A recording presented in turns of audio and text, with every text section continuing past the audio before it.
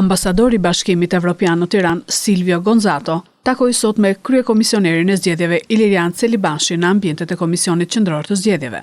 Pas takimit, Gonzato dhe Celibashi folën para gazetarëve. Gonzato tha se Bashkimi Evropian mbështet procesin zgjedhor në Shqipëri, por nuk do të ndërhyjë.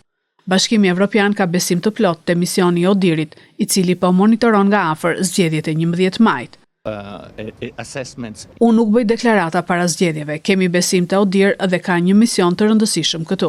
Lufta ndaj krimit të organizuar dhe korrupsionit është në zemër të negociatave. SPAK ka një detyrë të rëndësishme. Bashkimi Evropian është këtu për të mbështetur Shqipërinë, jo të ndërhyjmë në procese. Nuk jemi këtu për të manipuluar asgjë. Celibashi u shpreh se takimi ishte për të dhënë informacione në lidhje me përgatitjen e zgjedhjeve. Ai theksoi gjithashtu se janë në proces bashkëpunimi e mbështetje të vazhdueshme nga Bashkimi Evropian.